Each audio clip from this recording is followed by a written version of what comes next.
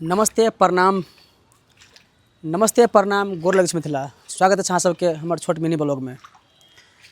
तो देख सकै छियै अभी हम छत पर छी और बारिश के मौसम है। छत पर पूरा पानी भरल छै। तो अभी जेहने ई देख सकै छियै छत पर जे पानी भरल छै और ई जिंदगी ई जे छत अभी एकदम सुनसान भ गेल छै। देखियो ई गद्दा सब देखे छियै, गद्दा सब आदमी सब जब सही छलै ग आ जब एकर जरूरत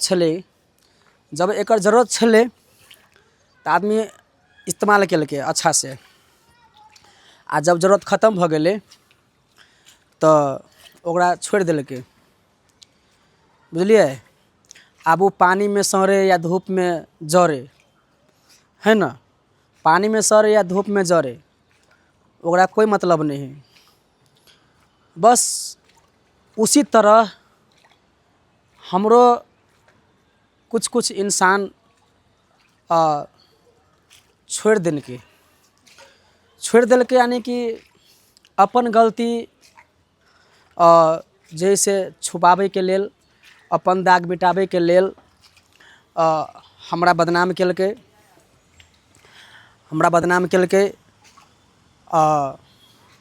हमरा गलत साबित केलकै और खुद चैन के ज़िंदगी जी रहल है। कोई माने मतलब नहीं। जबकि वो इंसान के लिए पूरा 12 साल वो इंसान के सुख दुख में हर स्थिति परिस्थिति में ओकरा साथ दिलिए। अपना फैमिली के कदर नहीं के लिए, माँ बाबू के कदर नहीं के लिए, शायद आइ ओकरा सबसे अलग छिए या फिर आइ जई भी हालत में छिए, शायद उहे कदर नहीं केला के हमरा सजा मिल रहल है। लेकिन जई इंसान के जे भी के लिए ना, वो इंसान के कदर नहीं है। वो इंसान के फर्क नहीं पड़ले कि एक समय में ओकरा लेल बहुत चहेता, आदरणीय, सम्माननीय छलिए। जबकि वो इंसान के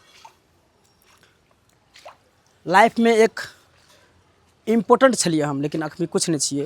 तेनाहिते साथी सब जे गलती हम केलिए वो गलती अहाँ सब नहीं करब। अहाँ अपना बाबू माई के, अपना घर परिवार के इज्जत करू, केयर करू, मान सम्मान दियो। कैला कि दूसरा आदमी के कतबो कुछ करबे ना, चाहे वो अहाँ के ससुराल के लाने होय या फिर अहाँ के दर्द दियाद के लाने होय। दर्द दियाद मतलब अहाँ के अपन के लाने होय, यानी कि भाइये के किया ना होय, है ना? दर्द दियाद मतलब दर्द दियाद होय है। तो आखिरी में अपने बाप मतार काम लगे है और अपने भाई काम लगे है। आखिरी में दुनिया में कोई केकरो नहीं है। ठीक है? तो